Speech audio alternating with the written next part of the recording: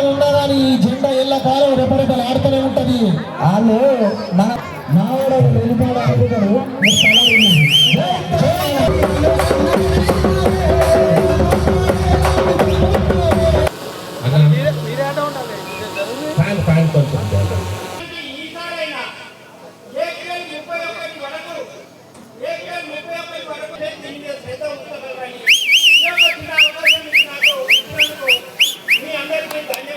అధ్యక్షుడు దయచేసి అన్న ఉన్న మీటింగ్ లోపల కూడా అనేక మంది అడిగిందన్న ఈరోజు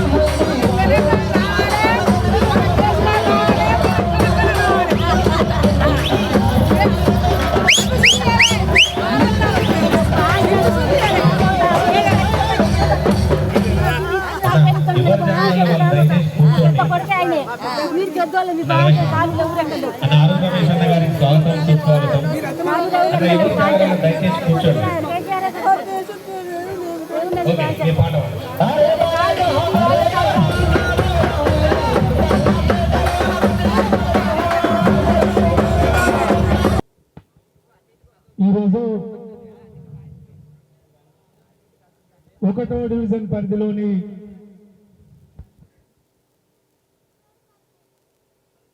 కార్యకర్తల సమావేశ సభాధ్యక్షులు ఈ డివిజన్ ప్రెసిడెంట్ సోదరులు శ్రీధర్ గారు, ఈ కార్యక్రమ అతిథులు, మరి మీ గ్రామం పార్ట్ ఆఫ్ 2వ డివిజన్లో కూడా ఉంది. మరి 2వ డివిజన్ కార్పొరేటర్ సోదరులు రవినాయక్ గారు, వివిధ గ్రామాల అధ్యక్ష కార్యదర్శులు, పార్టీ ముఖ్యులు, సీనియర్ నాయకులు, ఉద్యమకారులు, కుల పెద్దలు, యువకులు, రైతులు, మా మహిళమ్మ తల్లులు, పత్రికా మిత్రులందరికీ పేరు పేరున నా యొక్క నమస్కారం.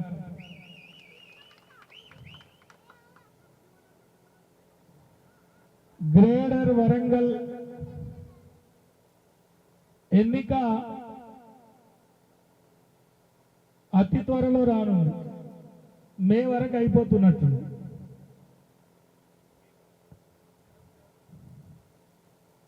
మరి గ్రేటర్ వరంగల్లో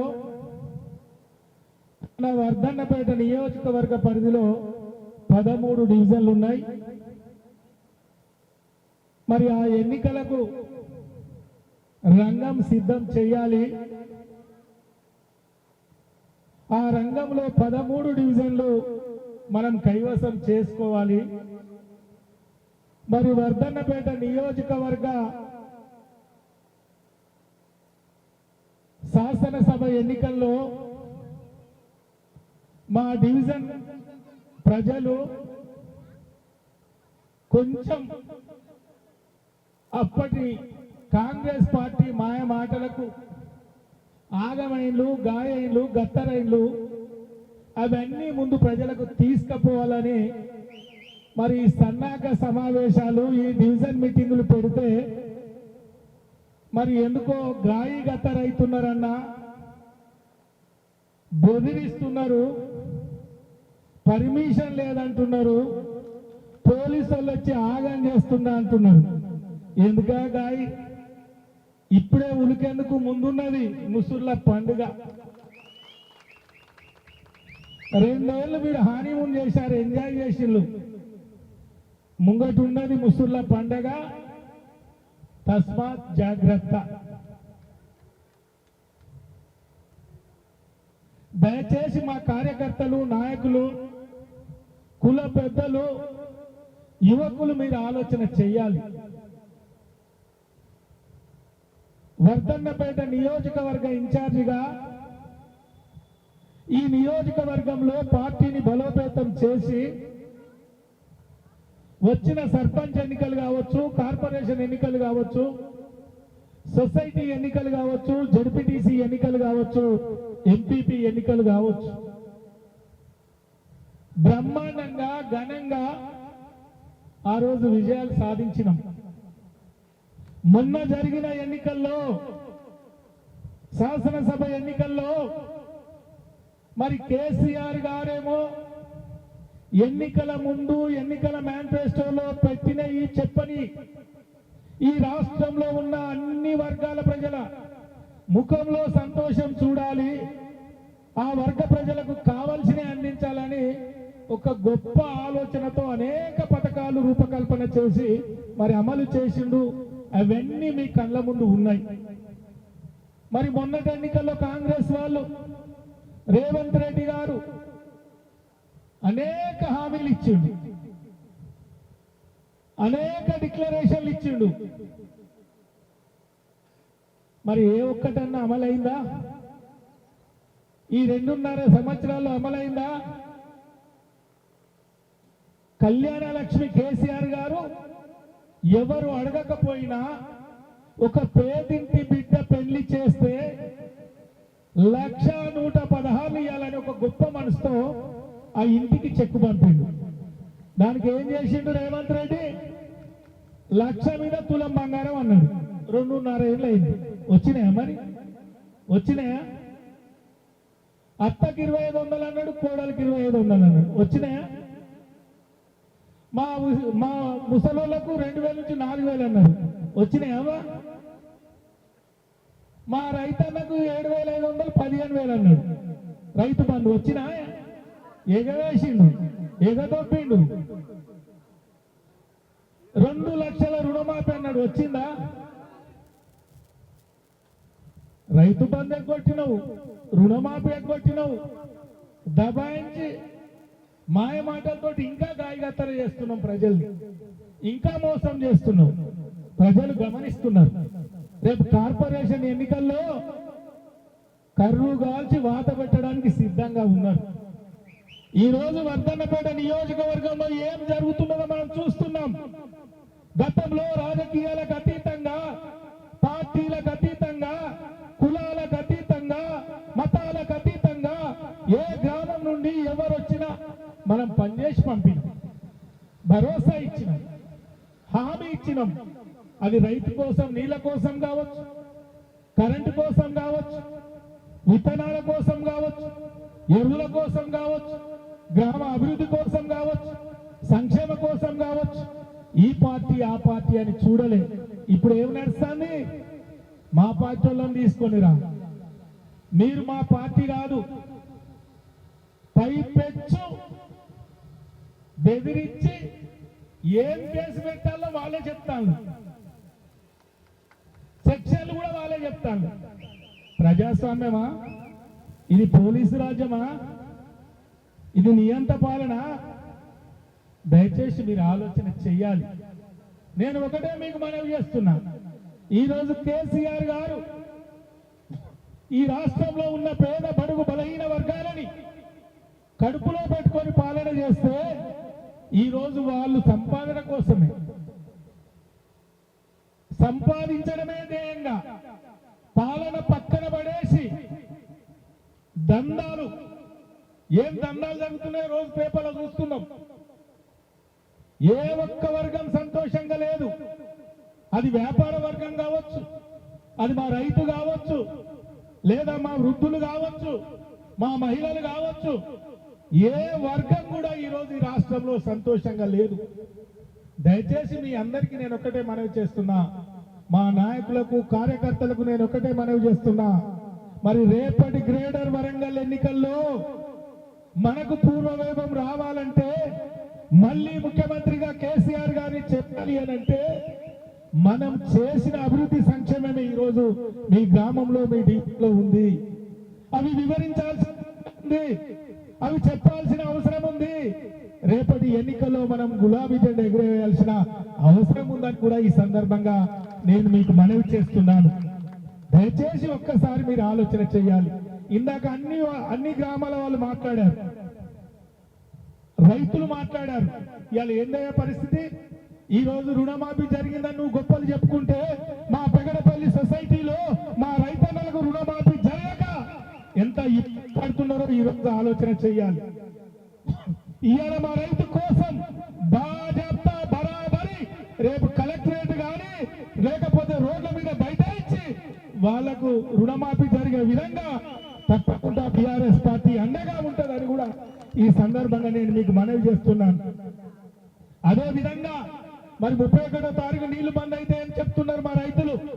మరి ఇది సిటీకి దగ్గరలో ఉన్న మా పెగడపల్లి కానీ లేదా ఇతరత్ర గ్రామాలు కానీ వ్యవసాయంపై ఆధారపడి జీవించే మా రైతన్నలు ఉన్నారు. మరి తప్పకుండా ఏప్రిల్ మే వరకు కూడా ఎస్ఆర్ఎస్పి నీళ్లు వచ్చే విధంగా మా పోరాటం ఉంటుందని కూడా ఈ సందర్భంగా మీకు మనవి చేస్తున్నాం. మేము ఆ రోజు అధికారంలో ఉన్నప్పుడు కేసీఆర్ గారి నాయకత్వంలో తాగునీటికి సాగునీటికి కొరత లేకుండా కాళేశ్వరం ప్రాజెక్టు పూర్తి చేసి ఎండాకాలంలో మేలో కూడా ఎస్ఆర్ఎస్పి కాలువ నిండుగా పోయిన పరిస్థితి మీ కళ్ళ ముందు ఉంది. మరి అలాంటి పరిస్థితి ఈ రోజు ఎందుకు లేదో మా రైతులు మీరు ఆలోచన చేయాలి. ఈ రోజు అదే విధంగా ఏదైతే 6 గ్యారెంటీలు 420 హామీలు ఇచ్చిందో వాటి అమలు కోసం మా 1వ డివిజన్ నుండే శ్రీకారం చుడతాం, సర్కారు మెడలో వస్తాం.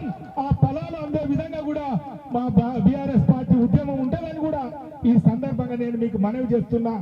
ఏది ఏమైనా ఇప్పటి వరకు ఈ 2.5 సంవత్సరాల్లో కళ్ళబొల్లి మాయ మాటలు చెప్పి పరిపాలన సాగిస్తున్నారు తప్ప ప్రజలకు అవసరమైన ఏ ఒక్క హామీ కూడా అమలు చేయలేదు. కాబట్టి ఈ రోజు ప్రజలు గమనిస్తున్నారు, ఆలోచిస్తున్నారు.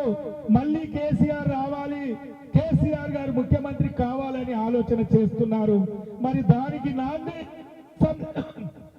అసెంబ్లీ ఎన్నికల ముందు వచ్చే ఎన్నికల్లో, కార్పొరేషన్ ఎన్నికల్లో మరి మన బలమేందో మనం నిరూపించుకోవాలి, మన శక్తి ఏందో మనం నిరూపించుకోవాలి. మరి 1వ డివిజన్ అంటే మరి బీఆర్ఎస్ కు అండగా కేసీఆర్ కు అండగా ఉన్నదని నిరూపించుకోవాలి. కాబట్టి దయచేసి రేపు ఏ రిజర్వేషన్ వచ్చినా అభ్యర్థులు ఎవరైనా కారు గుర్తుపై ఓటేయాల్సిన బాధ్యత మనందరిపైన ఉందని కూడా ఈ సందర్భంగా నేను మీకు మనవి చేస్తున్నా. ఎందుకంటే ఒక్కసారి మనం ఓటేసి మోసపోయినాం, మాయమాటలు నమ్మినాం, అన్ని డబల్ అయితే అనుకున్నాం, ఉన్నాయి కూడా గతి లేకుండా పోయినాయి. పెన్షన్లు టైంకు లేవు, రైతు బంధు ఎగవేత, రుణమాఫీ సగం, కొన్ని మంచి రుణమాఫీ సగం, మా విద్యార్థులకు మా ఆడబిడ్డలకు స్కూటీలు లేవు, మా నిరుద్యోగ యువతకు వృత్తి లేదు, ఉద్యోగ అవకాశాలు లేవు, ప్రత్యేక ఇండస్ట్రీ కారిడార్ లేదు. అనేక గొప్పలు చెప్పుకున్నారు, అనేక హామీలు ఇచ్చింది. కానీ పెగడపల్లిలో, ముచ్చెర్లలో, 1వ డివిజన్లో, ఈ వర్ధన్నపేట నియోజకవర్గంలో ఇప్పటి వరకు ఒక్క కట్టెడు మట్టి పోసిన పాపాన పోలే. గతంలో మనం ఏమైతే మంజూరు ఇచ్చినామో, ఏవైతే శాంక్షన్లు ఇచ్చినామో, ఎన్నికల కోడ్ వల్ల ఆగినాయో అవే నడిపిస్తూ వాటికే శిలాఫలకాలు వేస్తూ మేము తెచ్చినమని గొప్పలు చెప్పుకుంటున్న పరిస్థితి ఈ రోజు కనిపిస్తుంది. ఉదాహరణకు 50 కోట్ల ఎస్డిఎఫ్ నిధులు తెచ్చినాం మనం. అన్ని కుల సంఘాలకు భవనాలు ఇచ్చినాం, మహిళా సంఘాలకు భవనాలు ఇచ్చినాం. మధ్యలో ఆపేసిళ్ళు, వచ్చినాయి క్యాన్సల్ చేసిళ్ళు, కమ్యూనిటీ హాల్ ఏది ముందుకు పోలే. ఈ రోజు ఇక్కడ మిగిలిపోయిన కమ్యూనిటీ హాల్ పూర్తి చేయాల్సిన బాధ్యత మన పైన ఉంది. గౌరవ ఎమ్మెల్సీల నిధులు కానీ, గౌరవ రాజ్యసభ సభ్యుల నిధులు కానీ తీసుకొచ్చి మరి మా 1వ డివిజన్లో ఉన్న మిగిలిపోయిన కమ్యూనిటీ హాల్ పూర్తి చేస్తామని కూడా ఈ సందర్భంగా నేను మీకు మనవి చేస్తున్నా. మరి ఒక పబ్లిక్ రిప్రజెంటేటివ్ గా ఎమ్మెల్యే గారి దగ్గరికి వెళ్ళినా, అధికారుల దగ్గరికి వెళ్ళినా పట్టించుకొని పాపన పోతున్న పరిస్థితి ఈరోజు మా కార్పొరేటర్ రవినాయక్ గారు చెప్తుంటే బాధ అనిపిస్తుంది. అయ్యా, అభివృద్ధి పనులు ఉన్నాయి, టెండర్ అయి ఉన్నాయి, దయచేసి మీరు కొబ్బరికాయలు కొట్టండి, చాలా రోజులు అవి వెయిటింగ్ లో ఉన్నాయి అని ఆహ్వానిస్తే కూడా రాని పరిస్థితి ఉన్నదంటే గ్రామాల పైన, ప్రజల పైన, అభివృద్ధి పైన ఏ మేరకు చిత్తశుద్ధి ఉందో ఈ ప్రభుత్వానికి మరి ఎమ్మెల్యే గారు ఆలోచించాలని సందర్భంగా నేను మీకు మనవి చేస్తున్నా. ఏది ఏమైనా ఈ రోజు తెలంగాణ రాష్ట్రంలో ఒక దోపిడి పాలన, ఒక దౌర్జన్యం పాలన, ఒక దుర్మార్గమైన పాలన ఈరోజు నిండు అసెంబ్లీలో మనకు కనిపిస్తుంది. మన ప్రతిపక్ష పార్టీ అయిన మన వర్కింగ్ ప్రెసిడెంట్ కేటీఆర్ గారు కానీ, హరీష్ రావు గారు కానీ, మరి మన సభ్యులు మాట్లాడితే దాటవేసే ధోరణి, బెదిరింపు ధోరణి ఏ విధంగా ఉందో ఈరోజు యావత్ తెలంగాణ రాష్ట్ర ప్రజలు గమనిస్తున్నారు. ఒక ప్రతిపక్షంగా ఈ ప్రజల పక్షాన గొంతు విప్పి, వారి గలము విప్పి ప్రజల పక్షాన కొట్లాడుతుంటే బెదిరింపులకు పాల్పడుతున్న పరిస్థితి కనిపిస్తుంది. అయ్యా, బీఆర్ఎస్ పార్టీ బెదిరింపులకు భయపడే పార్టీ కాదు. ఇది ఒక ఉద్యమ పార్టీ, ఒక ఉద్యమ శక్తి. 14 సంవత్సరాలు అలుపరిగని పోరాటం చేసి తెలంగాణ రాష్ట్రాన్ని తెచ్చిన పార్టీ. కేసీఆర్ గారి నాయకత్వంలో పనిచేస్తున్న కార్యకర్తలు, కేసీఆర్ గారి నాయకత్వంలో ముందుకు పోతున్న కార్యకర్తలు నీ బెదిరింపులకు, నీ తాటాకు సప్పులకు భయపడే పరిస్థితి లేదు. వర్ధన్నపేటలో బ్రహ్మాండంగా పార్టీని బలోపేతం చేసి రేపు ఏ ఎన్నిక వచ్చినా గులాబీ జెండా ఎగురవేస్తామని కూడా ఈ సందర్భంగా నేను మీకు మనవి చేస్తున్నాను. ఇంకొక విషయం కూడా నేను మీకు మనవి చేస్తున్నా. మా నాయకులు కానీ, కార్యకర్తలు కానీ దయచేసి ఈ 2.5 సంవత్సరాల్లో ఏమి జరిగిందో కానీ ఈ రోజు నుండి మీకు నేను అండగా ఉంటా, ఆపద సంపదలో ఉంటా. ఏ ఒక్కరి మీద ఈగ వాలినా బ్రహ్మాండంగా రోడెక్తాం, పోలీస్ స్టేషన్లను ముట్టడిస్తామని కూడా ఈ సందర్భంగా నేను మీకు మనవి చేస్తూ, ఏది ఏమైనా మీ గ్రామంలోనే, మీ వార్డులోనే, మీ డివిజన్లోనే మరి మన పార్టీని ఏ విధంగా ముందుకు తీసుకుపోవాలి, ఏ కులం నుండి, ఏ రిజర్వేషన్ నుండి ఎవరు వస్తే బాగుంటుందో దయచేసి మీరు అందరూ కూడా ఆలోచించాలని నేను చేతులెత్తి నమస్కరిస్తున్నా. ఇది నా ఊరు, నీ ఊరు కాదు, నా కాదు, నీకు దగ్గర నాకు దగ్గర కాదు. ఇవాళ మనం ప్రతిపక్షంలో ఉన్నాం. ఈ రోజు అధికార పక్షాన్ని ఎదుర్కోవాలి. అధికార పక్షంగా ఎన్ని ఆగడాలు చేస్తున్నారో మీరు చూస్తున్నారు. మొన్న జరిగిన మున్సిపల్ ఎన్నికల్లో వర్ధన్నపేట మున్సిపాలిటీలో మరి బ్రహ్మాండంగా మనం గెలిచినామని తీర్పు వచ్చింది. అయినా ఓడిపోయినని ప్రకటించారు. ఎంత దుర్మార్గమో మీరు ఆలోచన చేయండి. ప్రజాస్వామ్యం కూని జరిగింది. గెలిచినా కూడా మనం చైర్మన్ కాలేకపోయినాం. కాబట్టి దయచేసి రేపటి గ్రేటర్ వరంగల్ ఎన్నికల్లో 1వ డివిజన్ బ్రహ్మాండమైన మెజార్టీతో గెలవాలని కూడా ఈ సందర్భంగా నేను మీకు మనవి చేస్తున్నాను. మరి ఏదైనా 1 నుండే స్టార్ట్ అవుతుంది, అంతేనా? ఏదైనా 1 నుండే స్టార్ట్ అవుతుంది. ఇది 1 నుండే ఈ ప్రభంజనం స్టార్ట్ అయింది. 66 కూడా మనదే, 1 మనదే, 66వ డివిజన్ మనదే. ఏదున్నా కర్త కర్మ క్రియ వర్ధన్నపేట నియోజకవర్గం కావాలి. వరంగల్ మేయర్ పై గులాబీ జెండా ఎగరాలని కూడా ఈ సందర్భంగా నేను మీకు మనవి చేస్తూ, మరి ముందస్తుగా మన పార్టీని బలోపేతం చేసుకోవాలి. రేపటి ఎన్నికలకు మనం సన్నద్ధం కావాలి, మనం సైన్యం తయారు కావాలి, సమస్యల్ని ప్రజలకు వివరించాలి, గతంలో జరిగిన అభివృద్ధి ప్రజలకు వివరించాలి, ఈ 2.5 సంవత్సరాల్లో జరుగుతున్న దుర్మార్గాల్ని ప్రజలకు వివరించాలి, గతంలో జరిగిన అభివృద్ధి మనకు తెలియజేయాలి, ఇప్పుడు జరుగుతున్న అభివృద్ధి ఏందో చెప్పాలి అని మనం ఒక పిలిపియగానే పెద్ద ఎత్తున తరలి వచ్చిన మా నాయకులకు, కార్యకర్తలకు పేరు పేరున నేను శిరస్సు వంచి నమస్కరిస్తూ, దయచేసి ఎవరు అధైర్యపడాల్సిన అవసరం లేదు. మనకు పార్టీ అండగా ఉంది. కేసీఆర్ గారి నాయకత్వంలో ఇంకా ముందుకు తీసుకుపోదామని కూడా ఈ సందర్భంగా నేను మీకు మనవి చేస్తూ, షార్ట్ నోటీస్ లో మరి పిలువగానే పెద్ద ఎత్తున తరలి వచ్చిన మా నాయకులకు, కార్యకర్తలకు మరోసారి పదే చేతులెత్తి నమస్కరిస్తూ, ఈ 1వ డివిజనే మన 13 డివిజన్ల మీటింగ్ లో కూడా నాంది కావాలని తెలియజేసుకుంటూ సెలవు తీసుకుంటున్నా. జై తెలంగాణ, జై కేసీఆర్, జై కేటీఆర్.